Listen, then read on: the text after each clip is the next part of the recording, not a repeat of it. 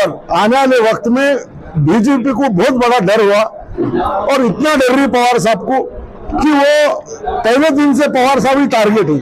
और हुमायूं भी यहाँ किसी को नहीं, सिर्फ राष्ट्रवादी अब तुम्हारा कैसा होगा, तुम कहाँ जाएंगे, कैसा करेंगे। मगर हम राष्ट्रवादी ऐसी पार्टी है, आदरणीय 50 खोखे एकदम ओके इस तरीके के नारे लगाते थे।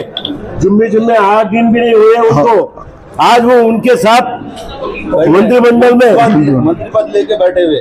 हम तो मजबूत है, हम थोड़ी भी टीम है, हमारे साथ कोई जाएगा टूट के जाएगा, क्या करेंगे उसको। कल कुछ होता, कोई लफड़ा होता, कुछ गायब हो जाते तो हम क्या करेंगे। जगह तो इनके खाते भी नहीं खुले, कई जगह तो इनकी जमानतें जब्त हुई, यानी 100% जमानतें जब्त हुई। स्टेट का आप निकाल के देखो। तो बोलने का मतलब ये सिर्फ और सिर्फ ये सेकुलर ताकत को तकलीफ देना बीजेपी की छोड़ी हुई टीम है और ये हमको तकलीफ दे रही, सेकुलर ताकत को तकलीफ दे रही। डिप्टी सीएम बनाए, मंत्री पद दिए, तो इसके माने तुम्हारे पे कितने भी आरोप लगो, वहां गए तो वॉशिंग मशीन के ऐसा साफ हो जाता है इंसान। तो ये बड़ी लोकशाही के लिए धोखा है। जिस चाचा ने शुरू से लेकर आखिर तक बड़ा करा, जिसकी पहचान लिए, और ये उम्र में 80-84 साल की उम्र में धोखा दे रहे। अरे गद्दार से बुरा लफ्ज है ये। आज कुछ लोगों को ED, CD, income tax, CBI इसके दबाव डालकर पार्टियां फोड़ने का धंधा शुरू किया है। लेकिन याद रखिए, जनता जब जाग जाती है तो इनके सामने पहाड़ भी आए तो बह जाता है। पार्टी को डेवलप करने में कोई योगदान नहीं, बल्कि वो गए तो हम तो समझते इस पार्टी की घान गई, क्योंकि औरंगाबाद जिले में पार्टी को नहीं बढ़ने देने वाले ये लोग। आज जो पत्रकार परिषद हमने इसलिए रखे, 5 तारीख को हमारे नेता आदरणीय पवार साहब ने और जयंत पाटिल साहब ने पूरे कार्यकर्ता को बम्बई में बुलाए और 5 तारीख को हम 1 बजे हमारी जो भी राष्ट्रवादी के जो पवार साहब को मानने वाले, पवार साहब को चाहने वाले, ये पूरे बम्बई को 1 बजे सबके सब जाएंगे। और आज हम पत्रकार परिषद इसलिए लिए कि कल कुछ लोग वो बोल रहे थे कि तुम कहाँ जाएंगे, मेरे को तो इतने फोन आ रहे थे कि भैया अभी कैसा करेंगे। मैंने बोला कि हमारा नेता आदरणीय पवार साहब है और पवार साहब इतने मजबूत है, सबको घर को भेजे जो वो जाएंगे नहीं।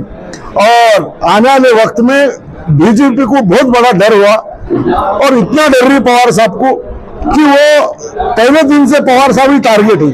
और हुमायूं भी यहाँ किसी को नहीं, सिर्फ राष्ट्रवादी अब तुम्हारा कैसा होगा, तुम कहाँ जाएंगे, कैसा करेंगे। मगर हम राष्ट्रवादी ऐसी पार्टी है, आदरणीय पवार साहब हमारा ऐसा नेता है, सारे समाज को लेकर चलने वाला एक ही नेता है और सारे देश को जुड़ा रहा, वो एक ही नेता है, वो पवार साहब। आने वाले वक्त में 24 में हम सब मिलकर औरंगाबाद में गली गली बोल बोल में हम घूमेंगे और आने वाले वक्त में अहमदाबाद नगर सेवक ज्यादा से ज्यादा यहाँ हमारे पवार साहब के नेतृत्व में हम ज्यादा से ज्यादा लेकर आएंगे।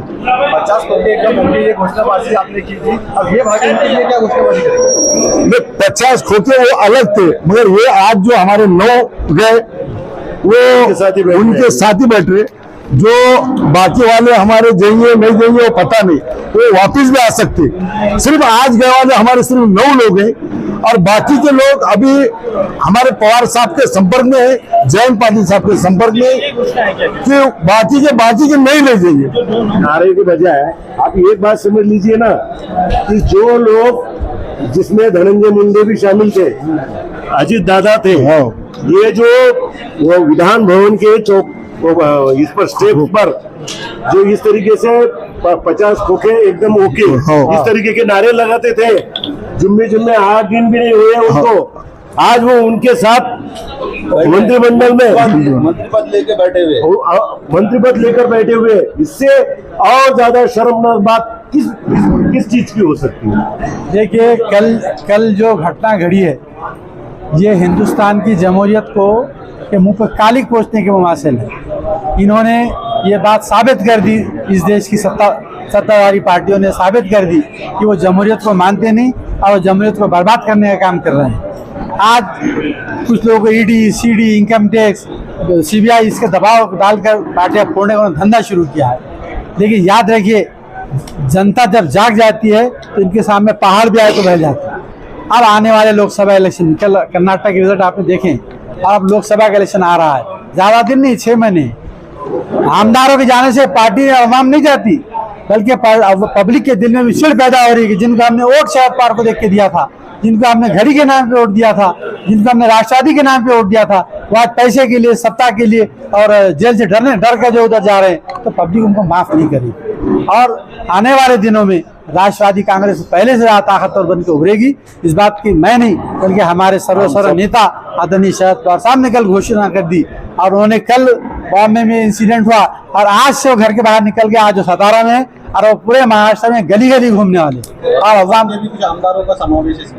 औरंगाबाद के कोई इलेक्टेड आमदार नहीं है, जो है वो संस्थाओं के और टीचरों के चुन के आए आमदार है। वैसे ही उनका इस पार्टी को डेवलप करने में कोई योगदान नहीं, बल्कि वो गए तो हम तो समझते इस पार्टी की घान गई, क्योंकि औरंगाबाद जिले में पार्टी को नहीं बढ़ने देने वाले ये लोग, ये दूसरी पार्टियों के दलाल बन के हमारी पार्टी में काम कर रहे थे। इसलिए इनके जाने का हमको कोई अफसोस नहीं है, बल्कि सामान्य कार्यकर्ता खुश है। किसी हाल में भी शरद पवार के साथ है और रहेंगे। जिस तरीके से पिछले 5-4 साल से और महाराष्ट्र में जो हालात हो रहे हैं आप देख रहे, शरद पवार साहब ने कैसे सबसे पहले सेकुलर हुकूमत बनाई, जो बीजेपी ज्यादा सीटें लाके भी हुकूमत नहीं बनाई थी। उसके बाद फिर उन्होंने 2.5 साल के बाद किस तरीके से शिवसेना को तोड़ा, फिर से फिरका परस्त ताकत महाराष्ट्र में सत्ता में आई। अब उसके बाद शरद पवार साहब जिस तरीके से पूरे महाराष्ट्र में काम कर रहे, जो सारे लोगों को लेके चल रहे, हिंदू, मुस्लिम, दलित, आदिवासी सबको लेके चल रहे, ये बीजेपी को बर्दाश्त नहीं हुआ। किसी हाल में सेकुलर पार्टी को नुकसान पहुंचाने की नीयत से ईडी की और सीबीआई की, इनकम टैक्स की, एनआईए की, ये जो डर बता के, और ताज्जुब ये है 3 दिन पहले पंतप्रधान मोदी साहब ये बोलते हैं कि 72,000 करोड़ का घोटाला है और मैं उस पर कार्रवाई करूंगा, और वही लोगों को उन्होंने वापिस 9 लोगों को डिप्टी सीएम बनाए, मंत्री पद दिए। तो इसके माने तुम्हारे पे कितने भी आरोप लगो, वहां गए तो वॉशिंग मशीन के ऐसा साफ हो जाता है इंसान। तो ये बड़ी लोकशाही के लिए धोखा है। जिस तरीके से ब्रिटिश हुकूमत चला रही थी वैसी वो इस तरीके से हिंदुस्तान में हुकूमत चालू हुई। कोई सेकुलर हुकूमत पार्टियों को हुकूमत करने नहीं दे रहे, मगर ये चलने वाला नहीं है।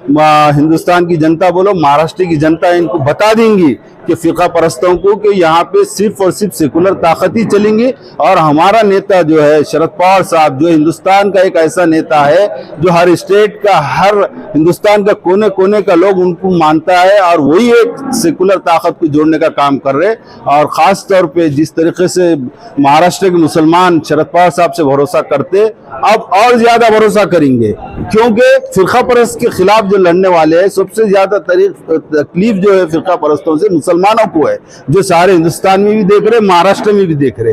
तो हमको किसी हाल में हमारा सेकुलर नेता को जिता के लाना है। गली गली में जाकर हम ये प्रचार करेंगे और लोगों को समझाएंगे कि भाई हमारे हित के लिए क्या अच्छा है क्या नहीं है, ये आप लोगों को समझाएंगे। और फिर से हम एक सेकुलर ताकत, राष्ट्रवादी ताकत, शरद पवार साहब की ताकत महाराष्ट्र में फिर से हम खड़े करेंगे इंशाल्लाह। सेना में से कुछ लोग भागे थे तो गद्दार कहा गया था, तो अब के जो आमदार भागे थे उनको कुछ तो गद्दार है जी, गद्दार है। अरे गद्दार है। और क्या बोलेंगे? अब आप बोलिए क्या बोलना, उनके लिए लफ्ज कम का है। अरे जिस चाचा ने शुरू से लेकर आखिर तक बड़ा करा, जिसकी पहचान लिए, और ये उम्र में 80-84 साल की उम्र में धोखा दे रहे, अरे गद्दार से बुरा लफ्ज है ये। सर एक सवाल है, कल खासदार तहरीर साहब का बयान आ गया कि जो लोग एमआईएम को बी टीम का लक़ब देते थे, आज वो काफी उनके बीजेपी में गए, आज क्या कहेंगे इसके ऊपर? अरे उसको क्या कहेंगे? अरे घर में 4 भाई है, 2 भाई का दूसरी तरफ जाके घर बना रहे, तो उसको हम क्या करेंगे? हमारा घर तो मजबूत है, हम तो मजबूत है, हम थोड़ी बी टीम है। हमारे साथ कोई जाएगा टूट के जाएगा, क्या करेंगे उसको? कल कुछ होता, कोई लफड़ा होता, कुछ गायब हो जाते तो हम क्या करेंगे? हादसे में कुछ चले जाएंगे तो हम क्या करेंगे? तो बोलने का मतलब हमको ये बोलना है कि ये हमारी पार्टी मजबूत है, शरद पवार साहब मजबूत है, और उनके कार्यकर्ता, महाराष्ट्र की जनता मजबूत है, सक्षम है फिरका परस्त ताकतों के खिलाफ लड़ने के लिए। सर एक सवाल और है, इम्तियाज जलील साहब ने एक बयान भी कहा था कि हम फिरका परस्त ताकतों को हराने के लिए महाविकास अघाड़ी में जाने के लिए तैयार है। उन्होंने खुला नेतृत्व दिया था। अब हालात बहुत तेजी से बदल रहे हैं, क्या कहेंगे इसके पर? अरे पूरे हिंदुस्तान का तुम इनको जहाँ ठहरे देखो, जो सेकुलर ताकतें हारी है, 2000, 5000, 4000 इन्होंने जो वोट लिए, और वो सेकुलर जमातें हारी हुई है। तो आप देखिए जो इनका वर्चस्व क्या है। कई जगह तो इनके खाते भी नहीं खुले, कई जगह तो इनकी जमानतें जब्त हुई, यानी 100% जमानतें जब्त हुई। स्टेट का आप निकाल के देखो, तो बोलने का मतलब ये सिर्फ और सिर्फ ये सेकुलर ताकत को तकलीफ देना बीजेपी की छोड़ी हुई टीम है, और ये हमको तकलीफ दे रही, सेकुलर ताकत को तकलीफ दे रही। ये किसी हाल में भी ये सेकुलर ताकत के साथ आने वाले नहीं है, ये खाली बात कर रहे हैं। अगर जो कोई इनको बुलाएंगा भी तो ये शरायत रखेंगे कि इतने सीट दो उतने सीट दो, जो पिछले इलेक्शन में हुआ महाराष्ट्र के, ये भी यही करेंगे और फिर से अपनी नई वो खड़े करेंगे।